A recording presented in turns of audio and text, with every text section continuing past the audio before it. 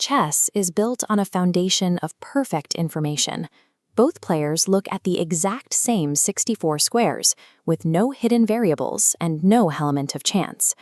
Because of this complete transparency, cheating directly on the board is practically impossible. You cannot secretly slide a bishop into a new position or hide an extra knight without the person sitting across from you noticing immediately.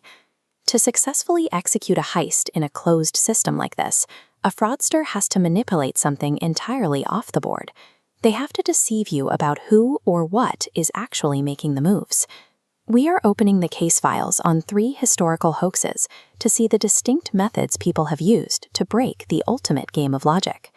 The first method takes us to Vienna in 1770.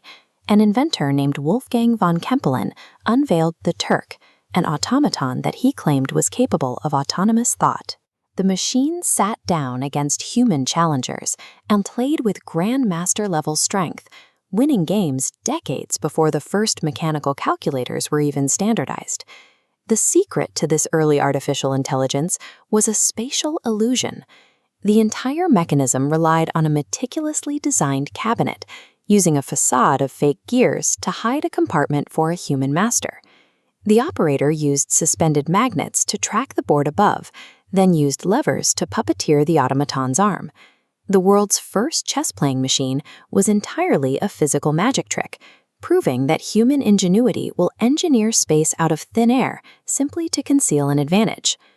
More than 2 centuries later, in 1998, the European chess circuit experienced an anomaly that didn't require any physical hardware. An entirely unknown Romanian player named Alexandru Crisan suddenly appeared at the top of the leaderboards. This chart shows Crisan's official rating timeline. A vertical spike reaching 2635 placed an unknown into the elite ranks over mere months.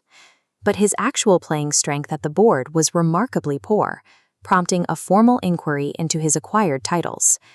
Investigators found that Crisan exploited vulnerabilities in the bureaucratic administration of the game, manipulating tournament reports and forging match records to build a paper empire. Paper frauds abuse the trust placed in administrative systems, but human investigators eventually catch up to fabricated records, forcing the next generation of cheaters to innovate digitally. In 1993, a disguised man entered the chaotic environment of the World Open in Philadelphia, taking a seat among hundreds of busy tables. He registered under the alias John von Neumann, ignoring the fact that the real von Neumann, a famous mathematician, had died decades prior. The disguise drew odd looks, but what truly triggered suspicion was his games. This amateur managed to secure a draw against a highly seasoned grandmaster. The man at the table was functioning as a receiver.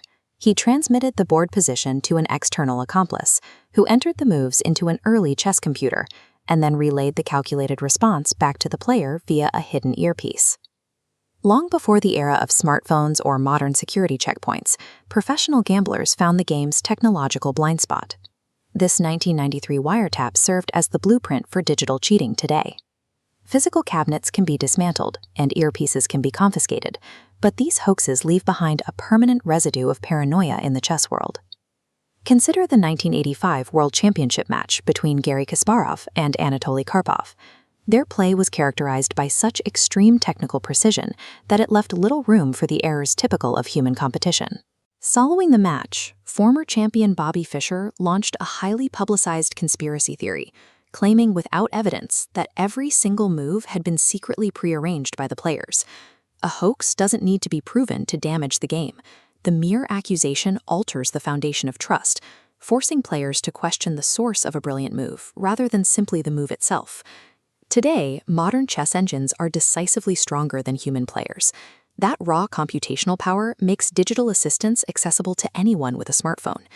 To counter this, modern tournaments deploy heavy security measures. Competitors walk through metal detectors, face active surveillance, and have their moves cross-referenced by detection software. Chess tournaments now operate under a regime of constant technical verification. The board remains a contest of logic, but the environment around it is now defined by the need to prove that the player is acting alone.